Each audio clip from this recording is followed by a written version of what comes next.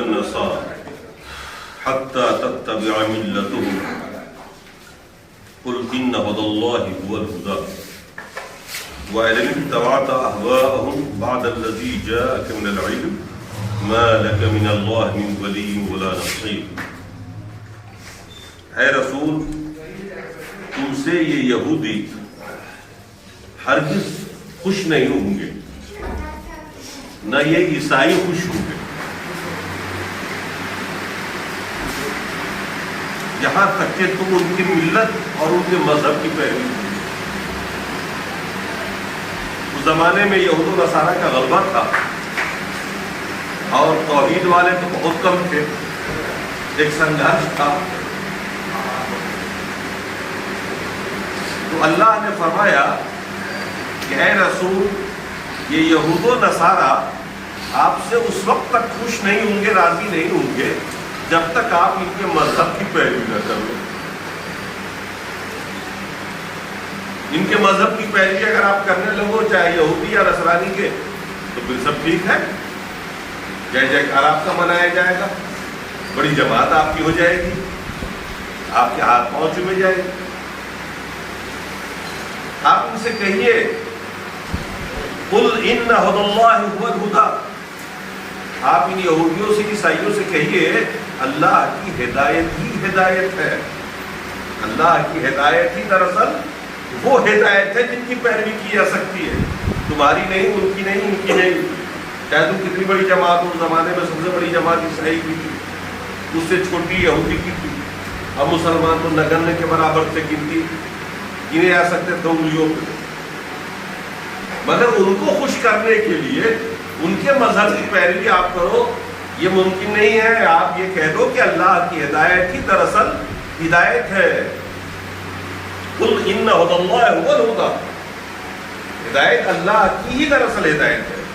وَإِنِ اتَّبَعْتَ أَهْوَاءَهُمْ، اور رسول یہ بھی سن لو، اگر آپ نے پیروی کی ان کے خواہشوں کی، آپ نے یہودیوں کو خوش کرنے کے لیے یا عیسائیوں کو خود خوش کرنے کے لیے آپ نے ان کی پیروی شروع کر دی، مَا لَكَ مِنَ اللَّهِ مِن وَلِيٍّ وَلَا نَصِيرٍ، تو نہ اللہ تعالی، اللہ کی طرف سے نہ کوئی آپ کا ولی ہوگا، نہ کوئی مددگار ہوگا۔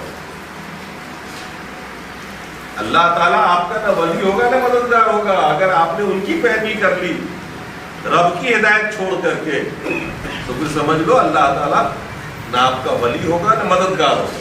بڑی بات ہے یہ، اللہ تعالیٰ سارے مومنوں کا ولی ہے۔ ولی مینس آپ کا دوست بھی ہے، آپ کا مددگار بھی ہے، آپ کا کام بنانے والا بھی ہے، وہ آپ کا ہر طرح کا معاون ہے۔ اور نصیر کا معنی سیدھا سیدھا مددگار، ہمیشہ کے لیے مددگاری کرنے والا۔ وہ رب کے علاوہ دوسرا کوئی ہے کیا؟ وقتی طور پر ہم ایک دوسرے کی مدد کر سکتے ہیں، اور وہ بھی ان معاملات میں جو معاملات ہم نہیں کریں گے تو کوئی اور کر دے گا، لیکن اللہ کی مدد تو وہ جس کا کوئی جواب نہیں۔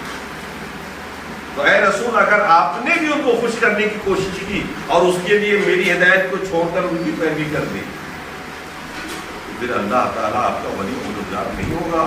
یعنی بڑی دھمکی ہے اللہ کی طرف سے رسول کو۔ اب اسی بات کو سوچ لیجیے جس ماحول میں ہم اور آپ جی رہے ہیں، یہاں بھی دو بڑی بڑی جماعتیں ہیں اور ان میں سے کوئی آپ سے خوش نہیں ہے، سارے ناراض ہیں۔ یہ خوش کب ہوں گے؟ جب آپ ان کی ہمارا ملا دیں، ان کی پیروی شروع کر دیں، ان کی کہی باتوں پہ نعرہ لگائیں، پھر دیکھ لیجیے آپ کی جے جے کار آپ حق ہے۔ اور اگر آپ نے نہیں کیا تو پھر آپ گمراہ ہیں، آپ یوں ہیں تو آپ یوں ہیں۔ بھیا کرنا کیا ہے آپ کو؟ اللہ کا کیا حکم ہوا رسول کو؟ وہ رسول کا ہی حکم دراصل ہمارے لیے ہے۔ وہ اللہ دراصل ہمیں ہی کہہ رہا ہے۔ رسول تو ایسا نہیں کر سکتے تھے کہ کسی کی پیروی کر لیتے، کسی کو خوش کر لیتے، وہ ہم اور آپ کر سکتے ہیں اور کرتے ہیں۔ تو اللہ نے کہہ دیا کہ اگر تم نے اللہ کی ہدایت کو چھوڑ کر کے کسی کو خوش کرنے کے لیے ان کی پیروی کر دی، دعوت اور بھوج بھات کھانے کے لیے، یا مل رہا ہے ادھر سے کچھ اس کو خوش کر دیا، مالی منفعت اگر آپ کا متعلق ہو اس سے، اور اللہ کی ہدایت کو چھوڑ دیا، جو کہ دراصل ہدایت یہ ہے جو اللہ نے قرآن و حدیث میں دیا ہے، تو اللہ پھر آپ کا بھی مددگار نہیں رہے گا، نہ آپ کا ولی ہوگا۔ یاد رکھیے یہ دراصل ہمارے لیے ہے، مخاطب رسول ہے، لیکن یہ حکم دراصل ہمارے اور آپ کے لیے ہے، کیونکہ رسول کے لیے تصور نہیں کیا جا سکتا ہے کہ رسول 3 جبر ادھر سے ادھر ہو جائے کل میدان محشر میں تو ایسے بھی رسول اٹھیں گے جن کے پاس کوئی امتی نہیں ہوگا، کوئی ماننے والا نہیں ہوا.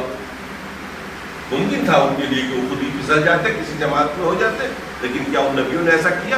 ایسے بھی نبی اٹھیں گے قیامت کے دن، جو تنہا آئیں گے، جو 2 کے ساتھ آئیں گے، جو 3 کے ساتھ آئیں گے، کوئی 10 کے ساتھ آئیں گے، یعنی پوری 10 کی جماعت ان کی نہیں، 10 لوگ ماننے والے ہوئے. لیکن نبی نے اپنا اصول تو نہیں چھوڑا، وہ بدلے تو نہیں، کسی مالی منفعت کا خیال نہیں کیا. یہ تو ہم لوگ کرتے ہیں دنیا کے اندر، کسی کو راضی اور خوش کرنے کے لیے ان کے ہاں میں ہابی ملا لیا، ان کی بھی حضوری کر لی، اللہ کو ایک طرف ڈال دیا، قرآن و سنت کو ایک طرف ڈال دیا. یہ تو ہمارا کرتے ہیں. یہ سیدھے سے دھمکی ہمارے لیے ہے کہ اگر آپ نے اللہ کی ہدایت کو چھوڑ کر کے ان کو راضی اور خوش کرنے کی کوشش کی تو اللہ آپ کا بھی مددگار ہے. یہ آپ دیکھ رہے ہیں آج کل بہت ہوتا ہے. کچھ لوگ نیتا بنتے ہیں ہمارے مسلمانوں میں، کامیابی مل گئی تو وہ ہر کفر اور ہر شرک کرنے کو تیار ہے. کیوں تیار ہے بھائی؟ کیوں تیار ہے؟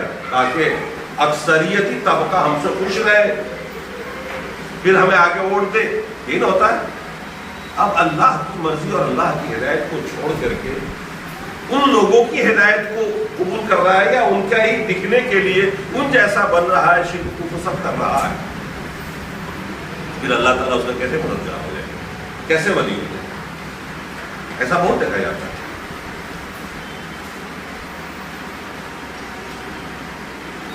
یہ بات روک کر کے ہم آگے آ رہے ہیں.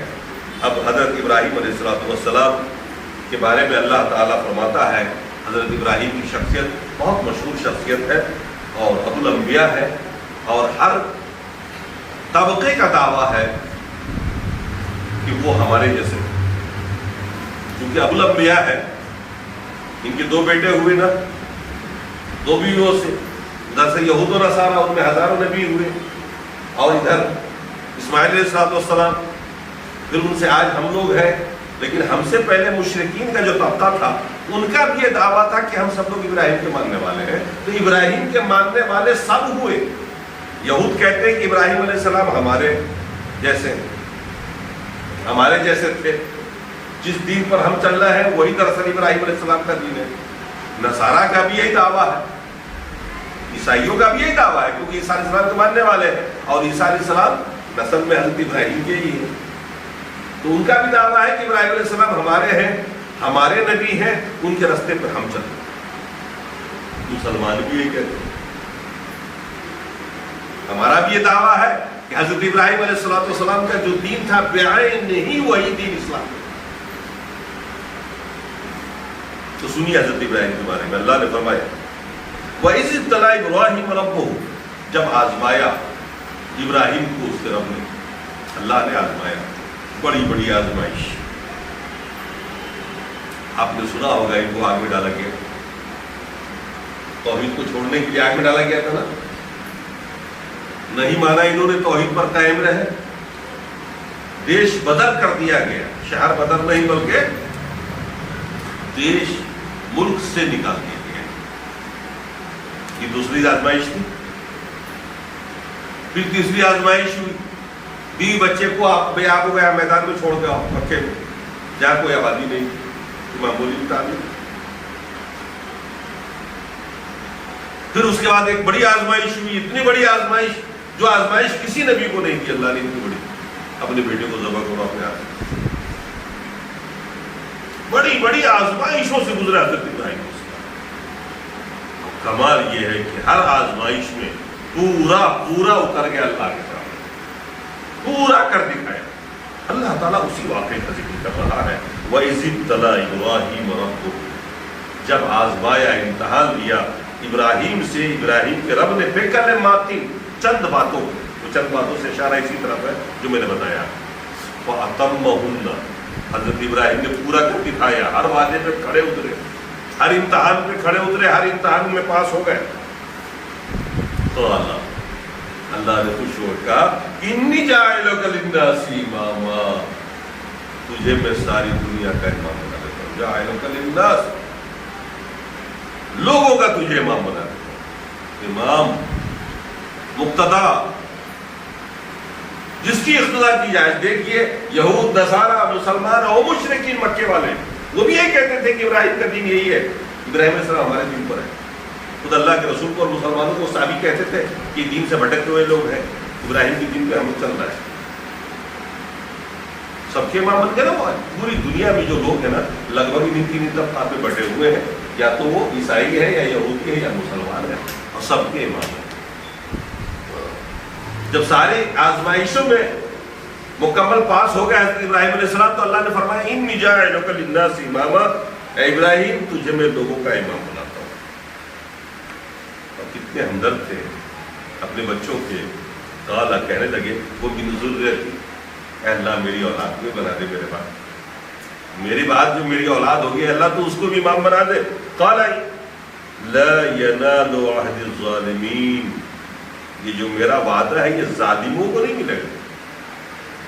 تمہارے اولاد میں ظالم بھی ہوں گے، ایک سے ایک بدتر گنہگار بھی ہوں گے، جو ظالم ہوں گے ان کو یہ مقام نہیں ملے گا. وَإِذْ جَعَلْنَا الْبَيْتَ مَثَابَةً لِلنَّاسِ وَأَمَنًا، اللہ فرما رہا ہے جب ہم نے خانہ کعبہ کو، بیت اللہ کو، بیت سے مراد بیت اللہ خانہ کعبہ کو ثواب کی جگہ اور امن کی جگہ بنا دیا حضرت ابراہیم کی دعا پر، اور حکم کیا ہم نے وَاتَّخِذُوا مِن مَقَامِ إِبْرَاهِيمَ مُصَلًّى، مقام ابراہیم کو مصلی بنا دیا. مقام ابراہیم وہ جگہ، وہ پتھر جس پہ کھڑے ہو کے حضرت ابراہیم علیہ السلام نے خانہ کعبہ کی تعمیر کی، جس پتھر پر حضرت ابراہیم کے پاؤں کے نشان ایسے ہی دکھ رہے آج بھی، قدم کے نشان.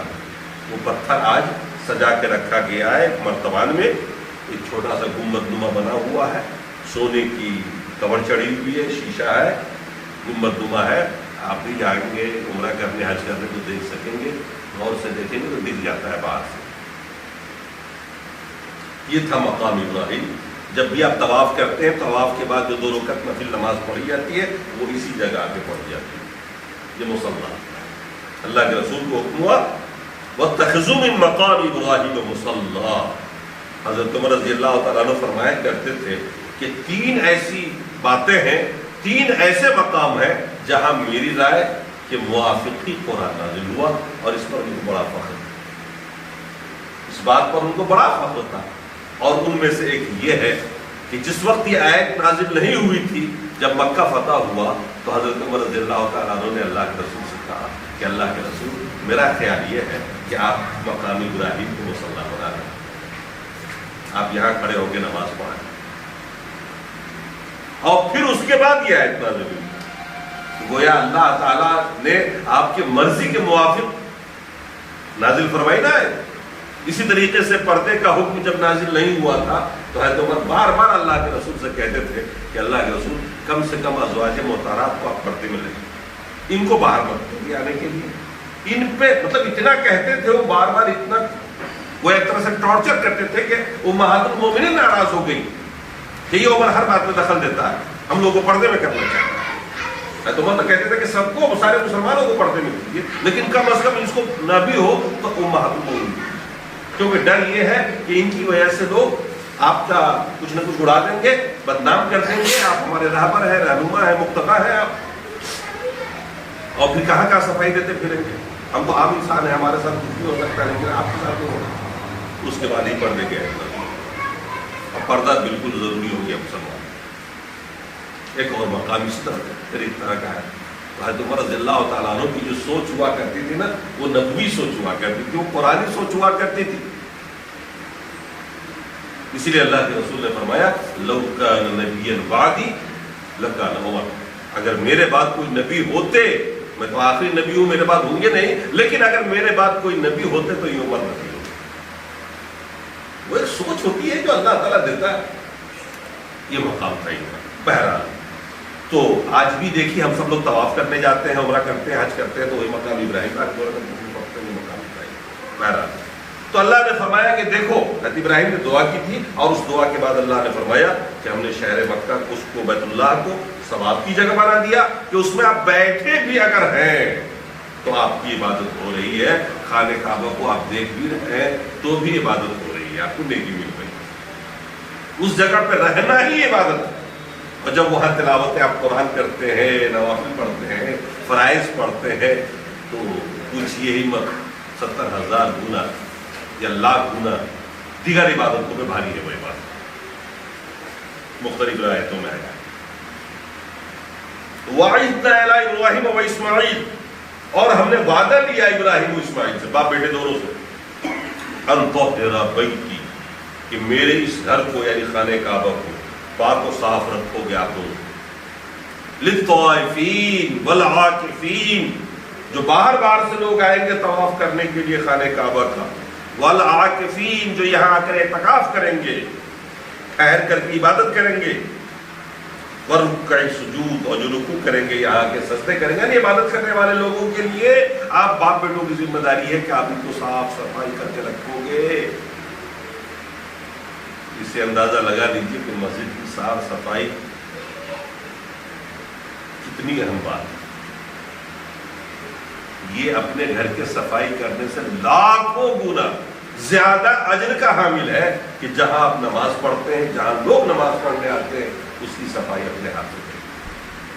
آپ کے گھر کی صفائی بھلے کوئی اور کرے، نوکر چاکر کرے، لیکن اس جگہ کی صفائی، اس جگہ کی زیب و زینت، یہاں پر آرام دہ چیزوں کو مہیا کرنا، یہ جو کرے گا نا یہ بڑا مقام پائے گا۔ مسجد نبوی کے اندر ایک خاتون تھی، ایک غریب خاتون تھی، اور وہ بھی حبشی خاتون تھی، جو جن کا کوئی گھر دوار نہیں تھا، ایمان لائی، وہ کوئی بادی تھی، غلام تھی کسی کی، ایمان لے آئی، ان کے رہنے کے لیے اللہ کے رسول نے ایک خیمہ لگوا دیا مسجد میں، ایک کونے میں ایک خیمہ پردہ لگوا دیا، وہ اسی میں سوتی۔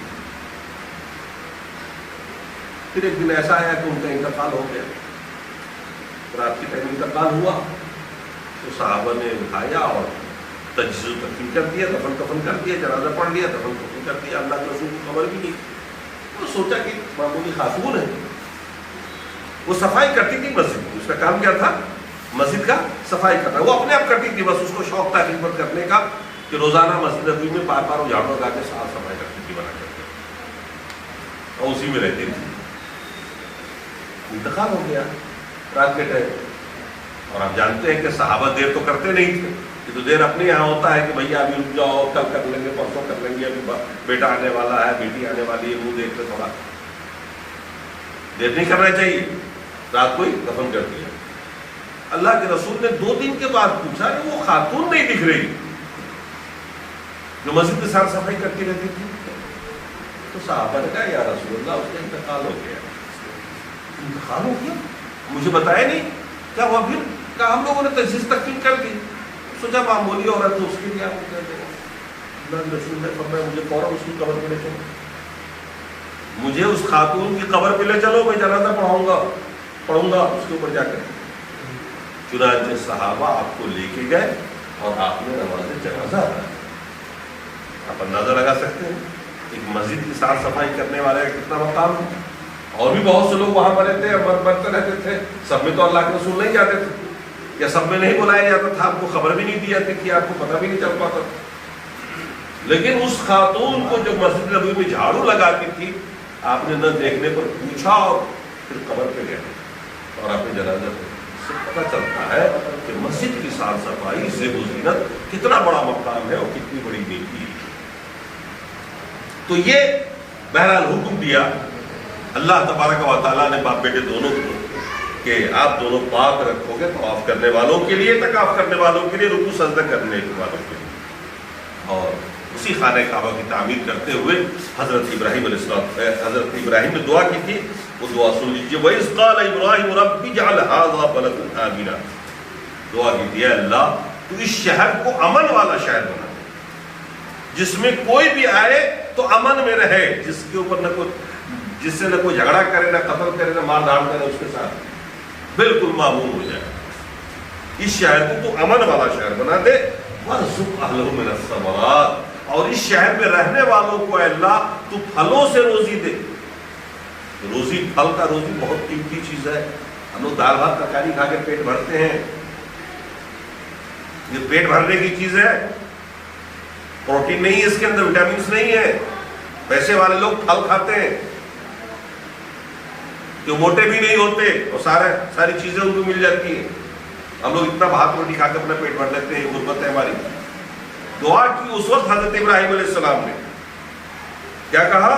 وَرْزُقْ أَهْلَهُ مِنَ الثَّمَرَاتِ، اے اللہ تو پھلوں سے روزی دے یہاں رہنے والوں کو، من آمن منهم باللہ والیوم الآخر، جو اللہ تعالی پر ایمان لائے اور آخرت پر ایمان لائے. قال ومن کفر، کہا کہ ہاں دوں گا، جو ایمان والوں کو دوں گا، تیری دعا قبول، شہر بھی امن کا بنا دیا، پھلوں سے روزی دوں گا، لیکن جو کفر کرنے والے ہوں گے نا اس شہر میں ان کو بھی تھوڑا سا دنیا میں دوں گا.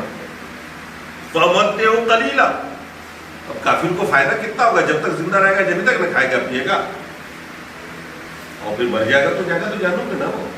اور مومن تو یہاں جب تک رہے گا جب تک بھی مکے میں کھائے گا پیے گا، اور مرنے کے بعد تو پھر اس سے بھی بڑھیا بڑھیا کھائے گا. فرمایا فَأُمَتِّعُهُ قَلِيلًا ثُمَّ اسْتُرْهُ إِلَىٰ عَذَابِ النَّارِ، پھر میں اس کو مجبور کر دوں گا جہنم کے عذاب پر، وَبِئْسَ الْمَصِيرُ، اور نہایت ہی برا. آج بھی دیکھیے اللہ تبارک و تعالیٰ نے دعا قبول فرمائی، اور شہر مکہ امن والا شہر آج بھی ہے. آپ باہر سے قتل کر کے بھی اس شہر میں چلے جائیں اور خانہ کعبہ میں داخل ہو جائے تو کوئی آپ کو گرفتار نہیں کر سکتا، کوئی مار نہیں سکتا آپ کو جب تک کہ خانہ کعبہ سے باہر نہ نکلے. اور باہر بھی نکلیں گے تو حدود حرم جہاں سے کہاں تک ہے اس ایریا میں آپ کے ساتھ کوئی کارروائی نہیں کی جا سکتی ہے. ہاں البتہ آپ کو حدود حرم سے باہر، خانہ کعبہ سے باہر پکڑیں گے تو لے کے جائیں گے، اور حدود حرم سے باہر آپ کو سزا دی جائے گی، یا پر جو بھی کرنا ہوگا کارروائی ہوگی، حدود حرم میں نہیں ہو سکتی. ایسی مدینہ کے اندر جو حدود حرم اس کے اندر کچھ نہیں ہوگا. امن والا شہر، ہم لوگ امن والے شہر میں نہیں ہیں نا. شہر میں کبھی بھی فساد ہوتا ہے، کبھی کچھ ہوتا ہے، کبھی کچھ ہوتا ہے، جھگڑے ہوتے ہیں. آپ مکے میں چلے جائیے، لاکھوں لوگ روزانہ وہاں تو آتے ہیں اور جاتے ہیں، اور کبھی جھگڑا نہیں ہوتا. اور آپس میں حاجی جب حج کرنے نکلتے ہیں تو ان کی تعداد 50 60 لاکھ 70 لاکھ ہوتی ہے، لیکن کبھی کسی کا جھگڑا نہیں ہوا. کسی حاجی کا کسی حاجی سے جھگڑا نہیں، ہر حاجی ایک دوسرے کی مدد میں لگا رہتا. عجیب کیفیت ہوتی ہے، اتنا بڑا اجتماع، پیچھے سے دھکا آ رہا ہے تو میں روک رہا ہوں کہ میرے آگے حاجی کو تکلیف نہ پہنچے، اور مجھ سے پہلے کوئی اور روکنے کی کوشش کر رہا ہے. ہر آدمی کی حفاظت میں لگا رہتا ہے، ہر آدمی کی خدمت میں لگا رہتا ہے. میں نے ایسے ایسے لوگوں کو دیکھا کہ دوسرے ملکوں کا ایک دوسرے کی بھاشا نہیں سمجھتے، لیکن دوسرے کے پیر دباتے دیکھا. تھک گیا کوئی بیٹھ گیا، کوئی جوان لڑکا ہے کہیں کا بھی ہے، دیکھ رہا ہے کہ خدمت کے لائق ہے، تھکا ہوا آدمی ہے، چل نہیں پا رہا ہے، اس کی خدمت کرنے لگتی ہے. بھاشا بھی نہیں لگتا ہے کچھ. کھانے پینے کا تو یہ عالم ہے کہ یہ حاجی ہی لوگ ایک دوسرے کو دینے لگتے ہیں، نہیں دیکھتے کوئی انتظام ہے. میں خود مزدلفہ میں بچھڑ گیا تھا رات میں کہیں اور چلا گیا، اور میرے ساتھ میرے سمدھی تھے اور میرا بیٹا تھا، بیٹا بھی چلا گیا ادھر، بیٹا اور سمدھینی کا ایک بیٹا تھا، وہ دونوں ماں بیٹے ایک طرف اس چلے گئے، اس بھیڑ میں پتہ ہی نہیں چلا. رات بھر ہم ادھر رہے، سارا کھانا پینا میرے بوکچی پہ لدا ہوا تھا پیٹھ میں. میں نے کہا یار ابھی سب چاروں بھوکے رہیں گے رات میں، کیا ہوگا ان کا؟ ہم لوگ اب کیسے کیا کریں؟ وہ تو بھیڑ تو لاکھوں کی ہوتی ہے، اس میں تو ہمت ہی نہیں کہ تلاش کرتے پھرے. ٹاور کام کر نہیں رہا موبائل سے، کہاں پہ ہے وہ؟ صبح ملاقات ہوئی، وہ سب سے کنارے پہ جا کر کے عرفات کے قریب، عرفات کہتے ہیں وہ مینا کے قریب ڈیرا ڈالے ہوئے. پہنچے، فجر کی نماز پڑھی. میں نے پوچھا کیا حال ہے بھائی آپ لوگوں، بھوک سے تو آپ لوگ بہت بے چین ہو گئے. کہا کہ دیکھیے ہم لوگ نماز پڑھ رہے تھے، فجر کی بھوک تو بہت بے چینی تھی، بہت لگی ہوئی تھی، اور رات کو جو ہے ہم نماز پڑھ رہے تھے، ادھر سے کچھ حاجی لوگ آئے، انہوں نے پیکٹ کا پیکٹ کھانا ڈال دیا. نہ ہم نے مانگا نہ کچھ کہا، بہترین کیک، پانی اور جوس اور کیا کیا کیا کیا سب دکھایا کہ دیکھیے. تو بھر پیٹ ہم چاروں لوگوں نے کھایا. اللہ کہاں سے آ جاتا ہے کیسے؟ تو اللہ منتظم ہے نا، رزاق تو وہ ہے نا. ہم لوگوں کے پاس تھی لہذا ہم لوگوں کے پاس آیا ہی نہیں، ان کے پاس نہیں تھی، ہم سے بڑھیا انتظام اللہ نے کیا.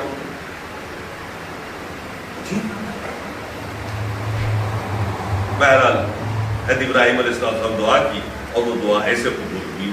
آپ نے دعا فرمائی ربنا تقبل منا انک انت السمیع العلیم ربنا واجعل مسلمین لک من ذریتنا امۃ مسلمۃ لک. اے اللہ تو اپنا فرما بردار بنا لے ہم باپ بیٹے کو کہ تیری ایک ایک بات پر ہم عمل کریں، اور ایک ہماری ذریت سے ہماری اولاد میں ایک ایسی امت کو تو بنا لے جو تیرا فرما بردار رہے. وارنا مناسکنا، اور عبادت کے طور طریقے تو ہمیں سکھا دے اللہ. وتب علینا، اور اللہ میری توبہ قبول کر لے، गुनाह तो था ही नहीं। अंबिया थे ना, मासूम थे दोनों बाप बेटे, कि आप फिर भी मेरी तौबा कबूल कर, उनका दर्जा बढ़ जाएगा। और हम लोग जो गुनाहों से भरे पड़े हैं कभी तौबा ही नहीं करते। इन्नका अंत तव्वाबुर रहीम, क्योंकि तू ही तौबा कबूल करने वाला, तू ही रहम करने वाला है। और सबसे बड़ी बात एक दुआ कर दी हज़रत इब्राहीम ने, जिसका फल हमको मिल रहा है। वो दुआ क्या थी उनकी लाइफ में, रब्बना वबअस फीहिम रसूला, ऐ अल्लाह मेरी इन ज़ुर्रियत में तू एक को रसूल बना के भेजना,